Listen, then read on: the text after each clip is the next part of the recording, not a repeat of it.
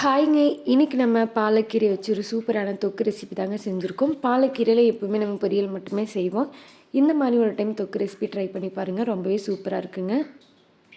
First ஒரு கட்டு பாலக்கீரை இந்த மாதிரி எடுத்து வச்சுக்கோங்க. இதில் பூச்சி ஏதாவது இருக்குது அப்படின்னா நீங்கள் க்ளீன் பண்ணிடுங்க. நம்ம எப்பயும் போல் கழுவிட்டு நல்லா பொடி பொடியாக கட் பண்ணி எடுத்து வச்சுக்கோங்க. ஒரு மிக்ஸி ஜாரில் 3 பெரிய வெங்காயம், ஒரு தக்காளி, கொஞ்சமாக புளி, கொஞ்சம் பூண்டு சேர்த்து நல்லா அரைச்சி எடுத்து வச்சுக்கோங்க. நீங்கள் அரைக்கிற கேப்பில் கீரை வந்து நல்லா அலசி தண்ணி வடி வச்சு தனியாக எடுத்து வச்சுக்கோங்க. இந்த அளவுக்கு நல்லா பொடியாக கட் பண்ணி எடுத்து வச்சுக்கோங்க. இப்போ நம்ம தொக்கு செய்யறதுக்கு ஒரு பேனில் 3 டேபிள் ஸ்பூன் அளவுக்கு ஆயில் சேர்த்துக்கோங்க. கூடவே கடுகு, சீரகம், காஞ்ச மிளகாய் சேர்த்துக்கோங்க. இப்போ நம்ம வந்து அரைச்சி வச்சுருக்க பேஸ்ட்டை அப்படியே சேர்த்துட்டு நல்லா பச்சை வாசனை போகிற வரைக்கும் 2 to 3 நிமிஷம் நல்லா வதக்கி விட்டுட்டு அதில் எண்ணெய் பிரிஞ்சு வர அளவுக்கு வதக்கி விட்டுக்கோங்க. இதில் வந்து கொஞ்சம் தனி மிளகாத்தூள், மல்லித்தூள், மஞ்சள் தூள் சேர்த்துக்கோங்க. தேவையான அளவு உப்பு சேர்த்துட்டு நல்லா வதக்கி விட்டுருங்க. மசாலா எல்லாம் நல்லா கலந்து விட்டுருங்க. கூடவே கொஞ்சமாக பெருங்காயத்தூள் சேர்த்துக்கோங்க.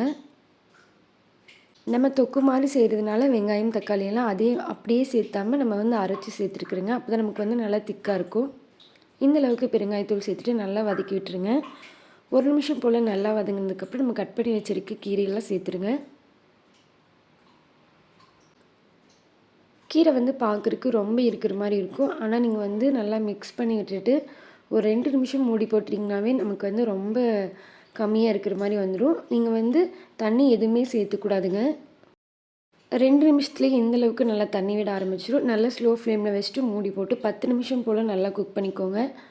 பார்த்திங்கன்னா நல்லா திக்காயிடுச்சு. 5 நிமிஷம் ஆச்சு. இன்னொரு 5 நிமிஷம் நல்லா மூடி போட்டு வச்சுருங்க. திரும்ப ஓப்பன் பண்ணி பார்த்திங்கன்னா நமக்கு கீரை வந்து இந்தளவுக்கு நல்லா சாஃப்டாக வந்து ஒரு தொக்கு கன்சிஸ்டன்சிக்கு வந்துடுங்க.